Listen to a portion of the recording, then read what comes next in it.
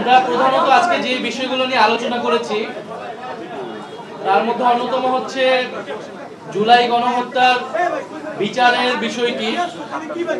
আমরা আজকে দেখেছি যে আন্তর্জাতিক অপরাধ ট্রাইব্যুনালে মানবতা বিরোধী অপরাধের সাথে সংশ্লিষ্টতা এবং অভিযোগের কারণে সেনাবাহিনীর কয়েকজন সদস্যকে আদালতে আনা হয়েছে। আমরা এটাকে সাধুবাদ জানিয়েছি এবং সরকার এবং আন্তর্জাতিক অপরাধ ট্রাইব্যুনালের প্রতি আমরা ধন্যবাদ জ্ঞাপন করি যে ন্যায় বিচারের একটি ধাপ আমরা আগাচ্ছি।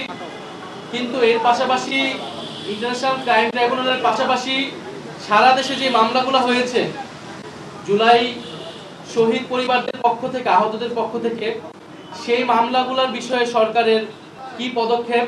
আমরা দেখতে পাচ্ছি পত্রিকায় যে জামিনে আসামিরা ছাড়া পাচ্ছে এবং তারা শহীদ পরিবার এবং আহতদেরকে হুমকি দিচ্ছে। ফলে সেই জায়গায় শহীদ পরিবার আহতদের নিরাপত্তা এবং বিচারের একটা রোড ম্যাপ আমরা চেয়েছি যে নির্বাচনের আগে যাতে বিচারের একটা রোড ম্যাপ প্রকাশ করা হয়। যে প্রায় 800 দিনের মতো মামলা হয়েছে, এই মামলাগুলোর এখন অবস্থা কি এবং সেগুলো কিভাবে পরিচালিত হবে, কতদিনের মধ্যে সেটা কোন প্রক্রিয়ায় সম্পন্ন হবে। দ্বিতীয়ত আমরা জুলাই সনদ নিয়ে কথা বলেছি। যেহেতু জুলাই সনদ স্বাক্ষর অনুষ্ঠান আয়োজিত হয়েছে এবং জাতীয় নাগরিক পার্টি সেখানে অংশগ্রহণ করে নাই, ফলে আমরা আমাদের অবস্থান সরকারের কাছে তুলে ধরেছি, ঐক্যমত্য কমিশনের কাছেও আমরা তুলে ধরেছি। আমরা সেই কথাগুলো পুনর্ব্যক্ত করেছি যে জুলাই সনদের শুধু কাগজে মূল্যে আমরা বিশ্বাসী নই। ফলে জুলাই সনদ বাস্তবায়নটা কিভাবে হবে সেইটার সম্পর্কে নিশ্চয়তা পাওয়ার পরে আমরা স্বাক্ষর করব। সেক্ষেত্রে জুলাই সনদ আমরা একটি সাংবিধানিক আদেশের কথা বলছি, যে আদেশটা ডক্টর মোহাম্মদ ইউনূস প্রধান হিসেবে উনি জারি করবেন।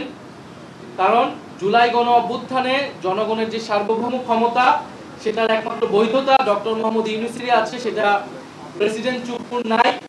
ফলে সাংবিধানিক আদেশ যেটা সংবিধান বহির্ভূত হিসেবে দেওয়া লাগবে সেটা কোনোভাবেই প্রেসিডেন্ট চুপ্পু দিতে পারবে না, সেটা ডক্টর মোহাম্মদ ইউনূসকে দিতে হবে। সেটার আইনি এবং রাজনৈতিক কারণ আমরা ওনার কাছে তুলে ধরেছি। দ্বিতীয়ত নোট অফ ডিসেন্টের বিষয়টা আমরা বলেছি, নোট অফ ডিসেন্টের কোনো কার্যকারিতা থাকবে না। সবাই এই বিষয়গুলোতে ঐক্যমত হয়েছে। জুলাই সনদ যেই বিষয়গুলো উপর রচিত হয়েছে সেটাই পুরোটা গণভোটে যাবে এবং গণভোটের মাধ্যমে অনুমোদিত হলে পরবর্তী সংসদের একটা গাঠনিক ক্ষমতা থাকবে, যার ফলে তারা একটি সংস্কারকৃত একটি নতুন সংবিধান তৈরি করবে। এই পুরো প্রক্রিয়ার সাথে যদি সরকার ঐক্যমত কমিশন সুপারিশ দিবে, সরকার সেই অনুযায়ী কি সিদ্ধান্ত নেয় সেটার উপর নির্ভর করে আমরা জুলাই সনদে স্বাক্ষরের বিষয়টি বিবেচনা করব। সরকারের কাছে আমরা আমাদের দাবি জানিয়েছি এবং এই দাবিগুলো যাতে বিবেচনা করা হয় এবং সরকার যাতে সেই পথে সেইভাবে যৌক্তিকভাবে এই জুলাই সনদ বাস্তবায়নে আগায় সেই বিষয়ে আমরা জোর দাবি জানিয়েছি। দ্বিতীয়ত আমরা নির্বাচন কমিশন নিয়ে উদ্বেগ জানিয়েছি।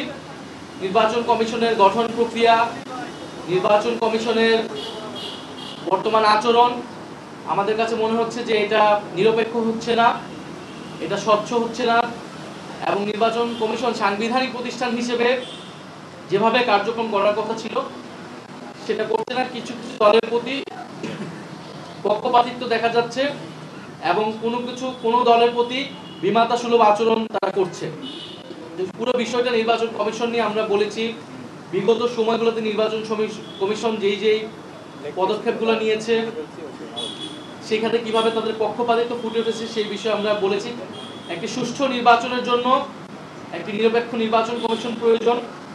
সুষ্ঠু নির্বাচন যদি না হয় এর দায় সরকারের উপরও আসবে। ফলে আমরা সরকারকে সেই বিষয়টি অবহিত করেছি এবং আমরা মনে করি যে নির্বাচন কমিশন এই মুহূর্তে পুনর্গঠন হওয়া প্রয়োজন।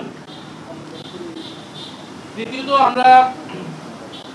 আমরা জনপ্রশাসন এবং উপদেষ্টা পরিষদ বিষয়ে কিছু বক্তব্য দিয়েছি যে জনপ্রশাসনে যেভাবে বদলি পদায়নগুলো হচ্ছে সেটা আসলে কিসের ভিত্তিতে হচ্ছে, সেক্ষেত্রে নিরপেক্ষ এবং যোগ্যতার ভিত্তিতে পদায়ন হচ্ছে কিনা। কারণ আমরা বিভিন্ন জায়গায় দেখতে পাচ্ছি, শুনতে পাচ্ছি যে প্রশাসনের বিভিন্ন ভাগবাটোয়ারা হচ্ছে।